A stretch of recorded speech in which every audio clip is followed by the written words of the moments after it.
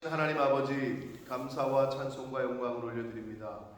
오늘도 새날 주시고 생명 주시고 하나님의 전으로, 아버지의 집으로, 주님의 몸된 교회로 은혜의 보좌 앞으로 저희를 불러주셔서 예배할 수 있도록, 기도를 드릴 수 있도록 생명의 말씀을 전하고 듣게 하시니 하나님 감사합니다. 아멘. 이 시간 하나님 앞에 나온 한 심령들에게 은혜를 주시되 각 심령과 각 영혼과 각 가정에 꼭 필요한 그러한 깨닫는 영으로, 진리의 영으로 임하여 주옵소서. 아멘. 성령 하나님 임마누엘로 함께 하심을 믿사오고 예수 그리스도 이름으로 축복하며 기도 올리옵나이다. 아멘.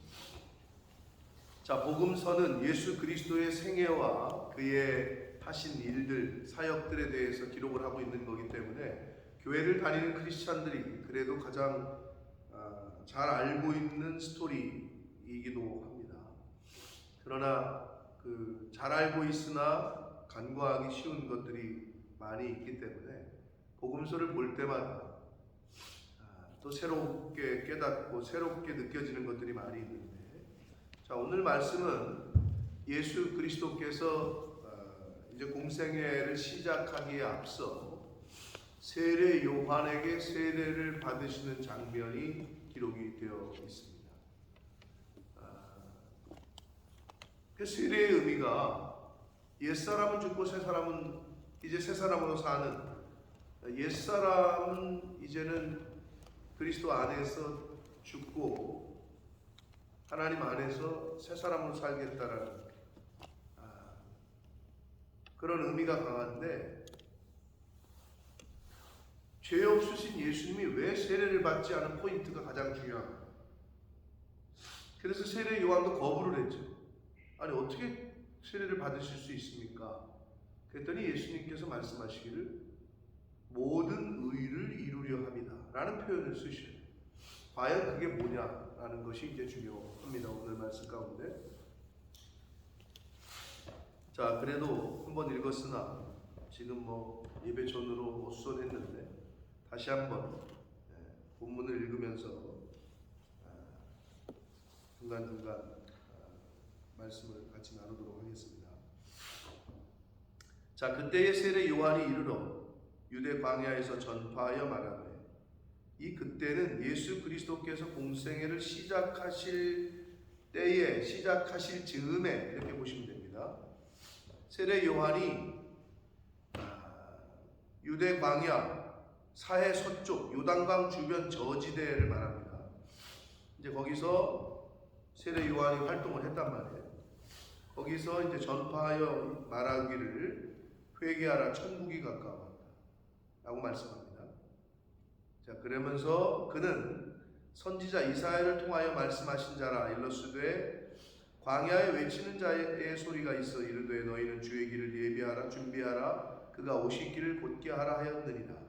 이사야 40장 3절의 말씀을 인용하면서 지금 말씀을 합니다. 그러니까 예수 그리스도의 오실 길을 예비하고 준비하는 자가 세례 요한인데, 이 요한에 대해서 설명을 하고 있는 거예요, 마태가. 요한은 낙타털 옷을 입고 허리에 가죽띠를 띠고 음식은 메뚜기와 석청. 굉장히 오늘날로 말하면 자연인이에요, 자연인. 네. 세상과 좀 떨어져서 자연 속에서 그렇게 예비하고 준비하던, 하나님의 나라를 선포하던 그런 세례 요한에 대해서 이야기를 합니다.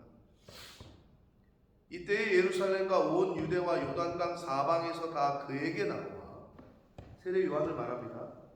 자기들의 죄를 잡아가고 요단강에서 그에게 세례를 받더니라고 되어 있습니다. 세례 요한이 왜 이 성경 그리고 이스라엘 역사 가운데 중요하냐? 구약 성경의 마지막인 말라기 선지자를 끝으로 세례 요한이 나타나기까지 하나님께서 선지자, 즉 말씀을 보내시니까 침묵하셔요. 그게 신구약 중간기라고도 하고 완전히 암흑기야. 하나님의 말씀이 임하질 않아요. 약 400년 동안. 그러다가 말라기 선지자 이후에 세례 요한이 하나님의 말씀을 전하기를 시작하는데 첫 번째 말씀이 바로 회개하라, 천국이 가까웠다라는 거예요. 그래서 기독교인들에게 있어서의 이 회개는 뭐 뺄래야 뺄 수가 없고, 은혜를 받기 위해서는, 믿음 생활, 신앙 생활 하기 위해서는 이 회개라는 측면이 빠질래야 빠질 수가 없어. 400년의 침묵을 깨고 첫 번째 하신 하나님의 말씀이 바로, 하나님의 말씀을 전하는 것이 바로 회개하라, 천국이 가까웠다라는 거였고, 잘 아시는 대로 예수 그리스도께서도 공생애를 시작하시면서 하신 첫 번째 말씀이 회개하라, 천국이 가까웠다라는 말씀이었습니다. 그렇기 때문에 이 회개의 영을 부어주셔서 회개할 수 있다는 건 얼마나 큰 은혜인지 몰라요. 자, 그래서 당시에 아주 최고의 어떻게 보면 사람들에게 인기를 끌고 있었고 최고의 선지자로 이렇게 주목을 받고 있었던 세례 요한을 먼저 소개를 하면서 이야기를 합니다. 이 세례 요한에게 예수님께서도 이제 나오시는 거예요.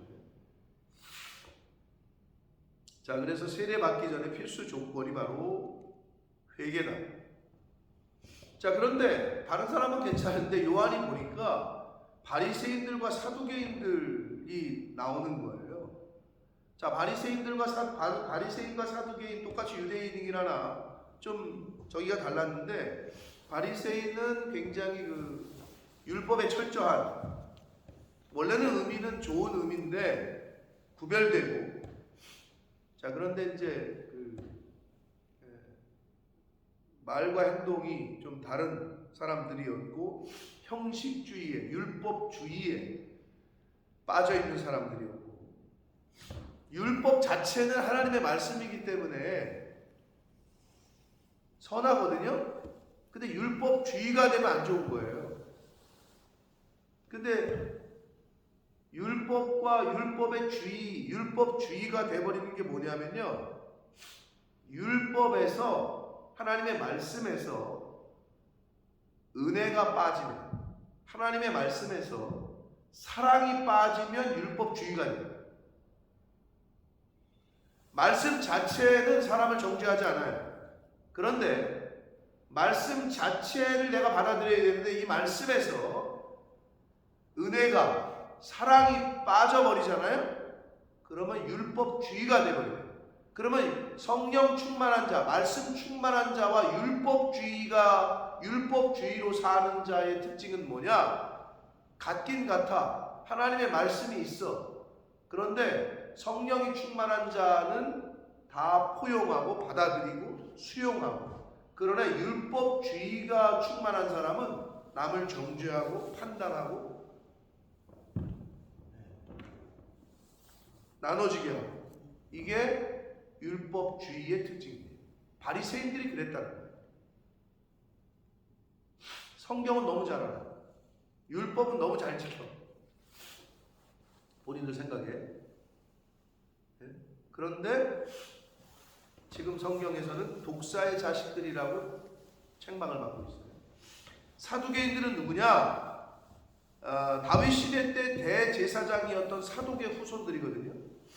근데 이들도 종교적으로 굉장한 지위에 있었고, 산헤드린 공회라는 유대인 공동체의 어떤 의사결정 기구의 한 축을 거의 이루었던 사람들이었어요. 자, 종교적인 리더들, 지도자들이 요한에게 이렇게 나아오니까 독사의 자식들이라고, 광야에서 돛 닦고 있는, 메뚜기나 먹고 있는 그런 사람이, 자연인이 그 높은 어르신들을 욕하는 거죠. 이 독사의 자식들이라고. 오늘날로 말하면 참 하룻강아지 범 무서운지 모른다고, 그런 격이에요. 그러면서 누가 너희를 가르쳐 임박한 진노를 피하라 하더냐 라고 말합니다. 이건 뭐냐 하면 회개도 하지 않고 회개한 표시도 없는데도 불구하고 임박한 진노를 피하기 위해 세례 받으러 지금 니네가 오냐 일로 나한테 라고 얘기하는 거예요. 회개를 하지 않고 세례 받으러 오고 있어 지금. 왜? 세례를 받아야 뭔가 이제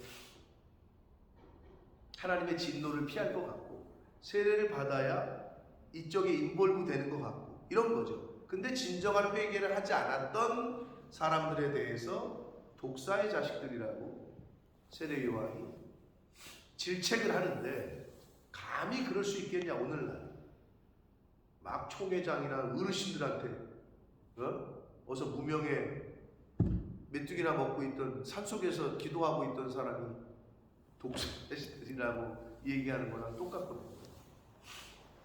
근데 여기서 우리가 뭘 교훈받아야 되냐면, 하나님의 사람은 불의를 보고 불의를 그냥 눈 감아주는 게 아니라 타협하는 게 아니라 갈라낼 수 있어야 되는데, 한국교회, 영국은 모르겠네요. 한국교회가 그게 즉 권징의 요소가 약해졌어요.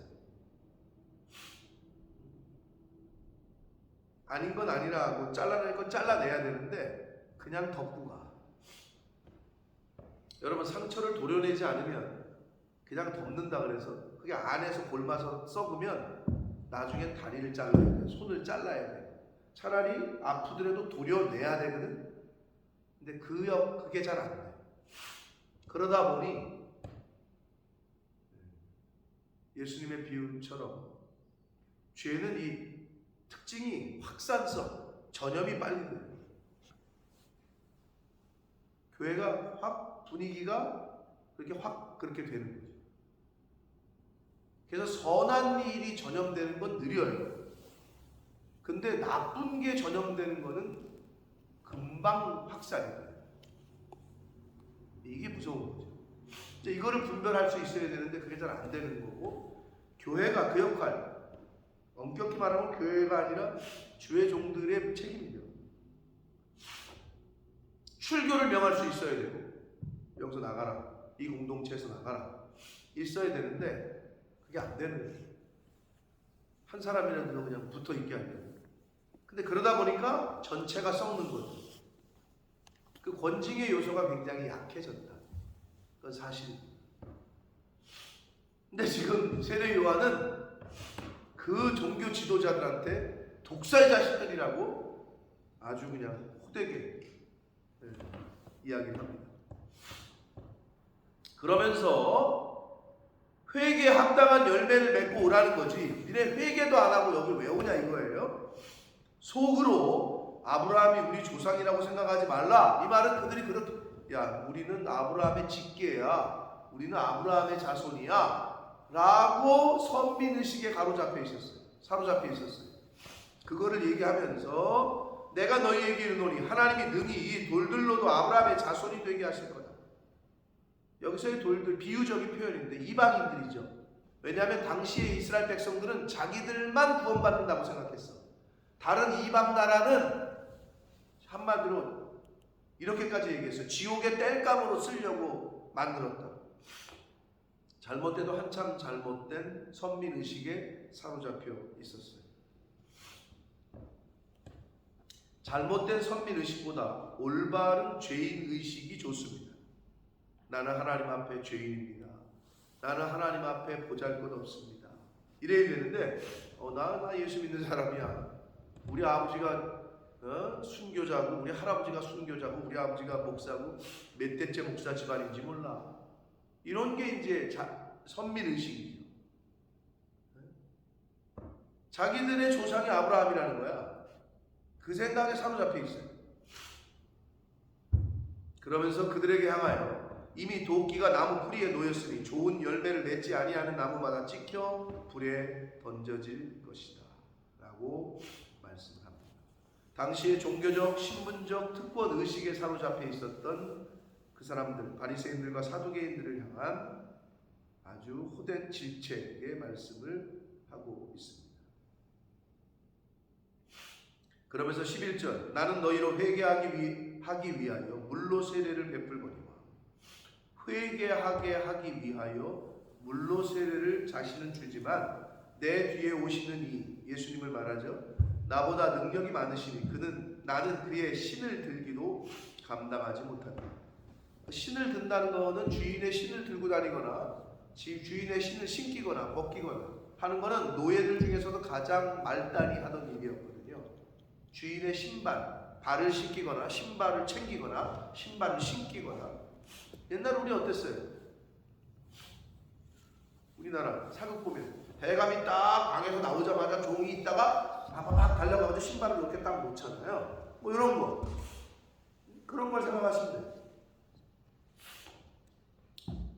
여러분 시대 때도 그랬을 것 같은데 우리는 그정 그림자 안 박는 정도까지는 아니었으나 방에 들어갈 때 또는 이렇게 나올 때 아버지 신발이 이렇게 있으면 아버지 신발을 이렇게 툭툭 차면서 이렇게 하면서 자기 신발을 벗거나 그러진 않았잖아요, 최소한.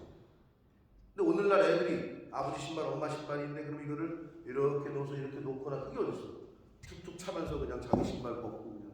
또 신발 신을 때 자기 신발 여기 있으면 이렇게 해가지고 이렇게 하지. 이게 아버지 신발이네 하고 그거를 그렇게 어떤 존경의 표시를 담아서 행동하진 않잖아요. 요즘 것들이 그렇지 못하. 근데 그게 다 부모 잘못이죠. 그렇잖아요. 근데 옛날에는 그랬단 말이에요, 최소한. 부모님 신발이 있으면 그래도 신발을 이렇게 좀 옆으로 이렇게 좀 이렇게 하고 이런 게 있었는데 그 이전의 분들은 어떻게 그림자도 안 밟았대잖아요. 그림자, 부모의 그림자도 안 밟았다고 하는 그런 시대가 우리도 있었죠. 근데 여기서 자신은 그의 신을 들기도 감당하지 못하겠다는 거예요. 왜? 그는 성령과 불로 너희에게 세례를 베푸실 것이다.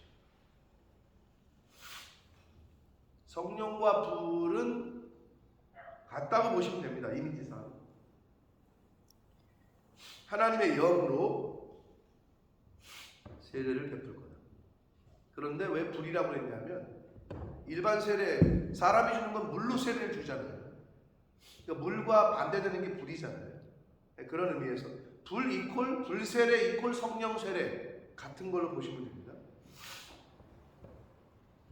그러면서 손에 키를 들고 자기의 타작마당을 정하게 하사 알곡은 모아 곳간에 들이고 쭉정이는 꺼지지 않는 불에 태우실 것이다.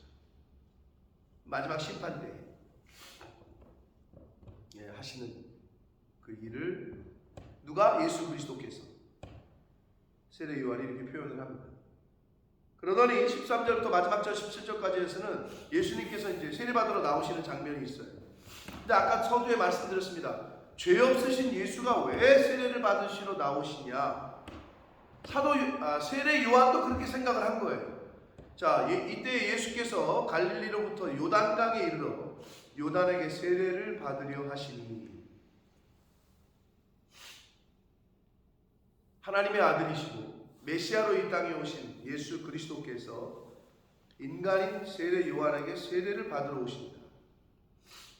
당시의 선지자로서의 말라기 이후에 400년 이후에 하나님의 말씀을 전하는 선지자 세례 요한을 세워주는 모습이죠.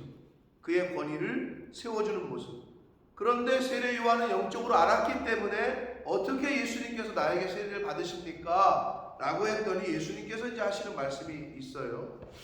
14절 요한이 말려 이르되 내가 당신에게 세례를 받아야 할 터인데 영적으로 알고 있는 거죠. 당신이 내게로 오십니까? 15절 예수께서 대답하여 이르시되 이제 허락하라. 나에게 세례를 주라는 거죠.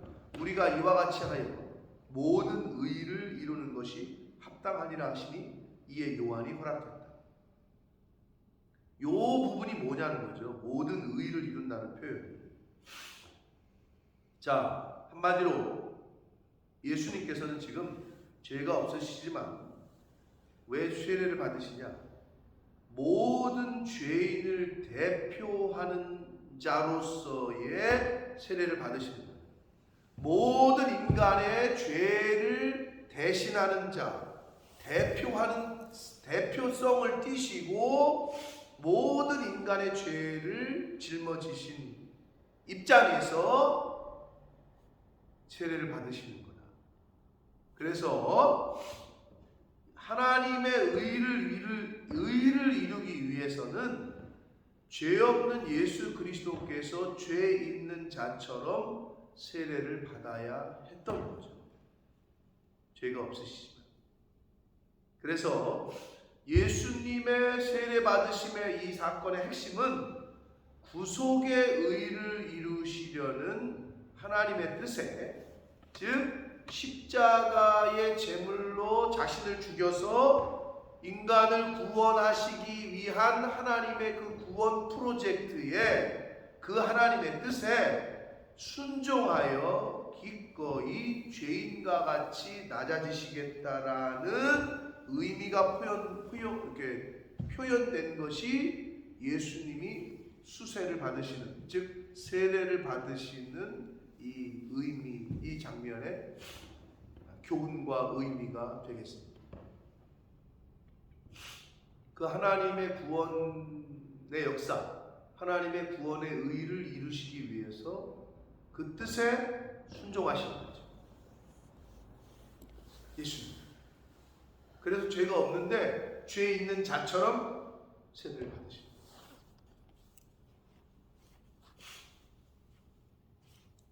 여러분 신앙생활 하실 때 억울하거나 힘들거나 직장생활도 마찬가지고 가정에서도 마찬가지고 내가 잘못해서 혼나는 건 당연한데 내가 잘못한 것도 없는 것 같은데, 나는 열심히 하려고 한 것밖에 없는 것 같은데 왜 사람들이 이러지? 그럴 때가 있죠? 그럼 그때 어떻게 해야 돼요? 잘못한 것 있는 자처럼 그냥 가만히 계십니다. 그거를 나 아니라고 싸울 거예요? 자, 예수님은 어떻게 죄가 없는데 죄 있는 자처럼 세례를 받으셨죠? 억울한 일 있어요? 그렇게 그런 것처럼 그냥 욕을 잡수시면 돼. 욕하면 욕을 먹고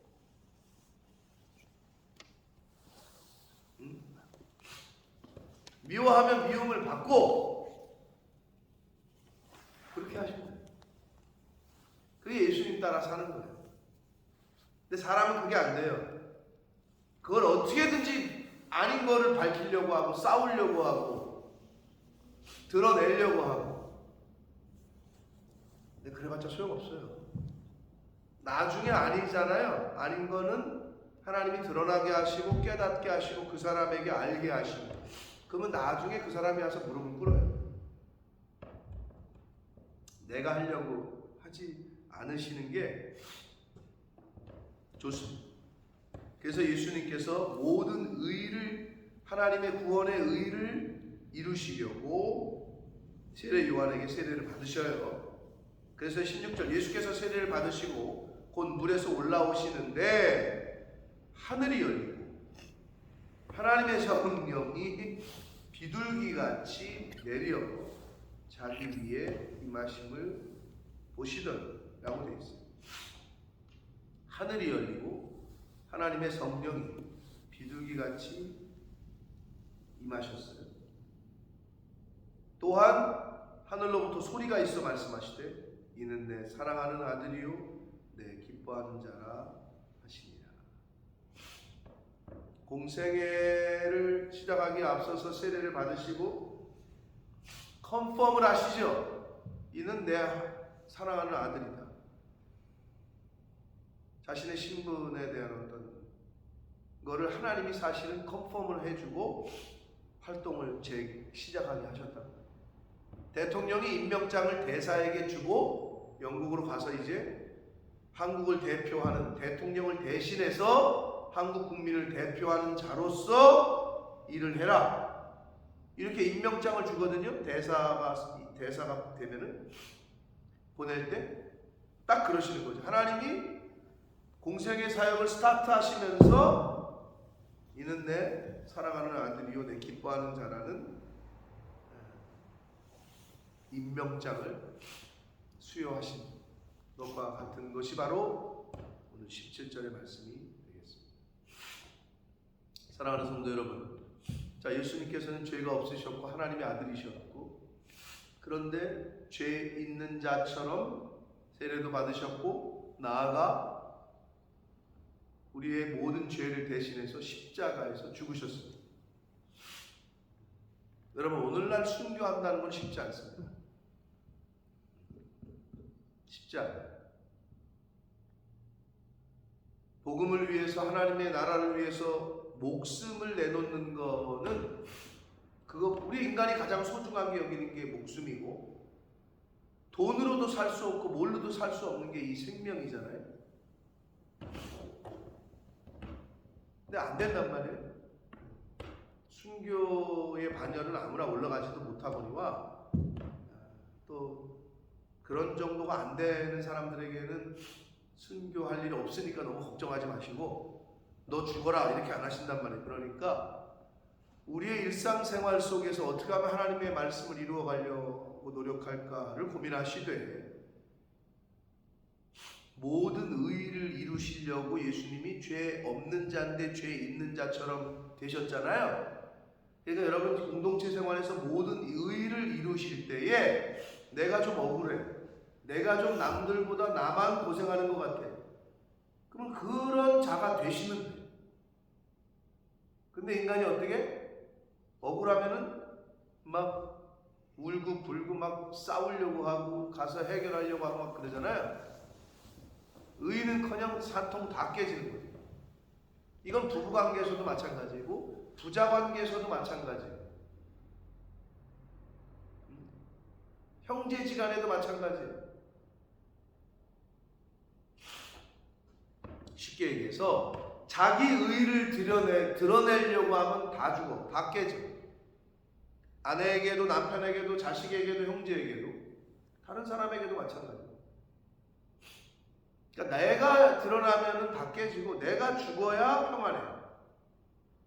나만 참으면 되죠 뭐. 맞아요. 싸움은 손뼉은 마주치는 소리가 나요. 근데 한쪽이 죽잖아요. 한쪽이 아무리 뭐 해도 소리 안 나요. 남편이 아무리 뭐 말을 안 들어요? 그리고 뭐 도저히 안 되는 것 같아요? 주일날은 말씀드렸습니다만 나 하나 고치면 돼요. 가정에서 하나님 앞에 바로 쓴 사람 한 사람만 있으면 그 가정은 망하지 않는다니까. 쉽게 말해서 교회도 마찬가지예요. 민족도 마찬가지고. 하나님이 찾으시는 한 사람만 그 가운데 있잖아요. 그럼 망하지 않아요. 요셉 한 사람으로 민족을 구원하시고 예수 그리스도 한 분으로 온 민족을 구원하셨던 하나님이 나 한 사람으로, 나 때문에 가정이 복을 받고 자식이 복을 받고 그 교회가 복을 받을 수 있고. 근데 율법주의에 있는 사람들은 뭐냐? 너 왜 그렇게 하니? 너 이렇게 해야 되지 않니? 라고 얘기하는 거예요.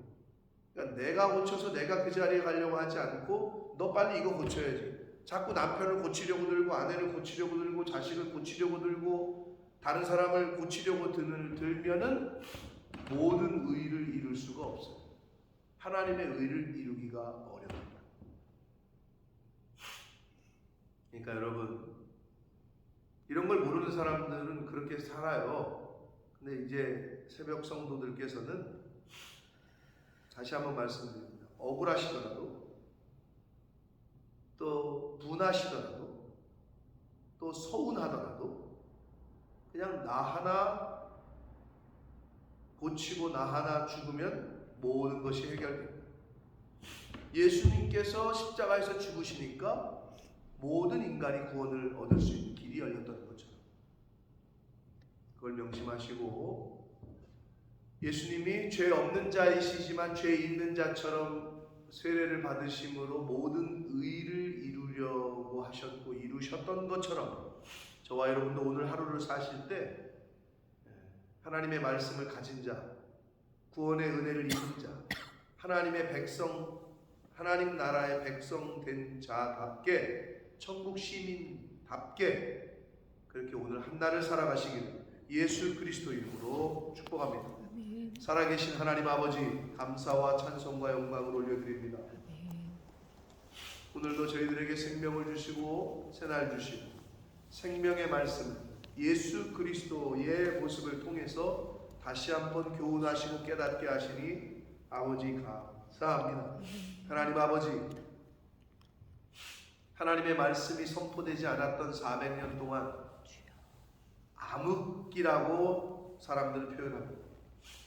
하나님의 말씀이 곧 생명의 빛이기에 또 예수 그리스도께서 빛으로 이 땅에 오셨기에 하나님의 말씀이 선포되지 못하고 듣지 못하고 하나님의 말씀이 우리의 삶 가운데에서 사라질 때 빛이 없는 어둠에 사는 것과 같은 삶을 살 수밖에 없음을 깨닫게 하시고 하나님 앞에 예배드리는 것이, 찬양하는 것이, 하나님의 이 주님의 몸된 교회에서 말씀이 선포되어지는 것이 얼마나 귀한 것인 줄 깨닫게 하시고 그 시간을 사모하게 하시고 소중하게 여기는 저희들 모두가 되게 해 주옵소서. 아멘. 죄가 없으신 분이었으나 죄 있는 자처럼 세례도 받으시고 죄가 없으신 분이시나 극악무도한 죄를 지은 자처럼 십자가에 달려 돌아가셨던 예수 그리스도를 본받아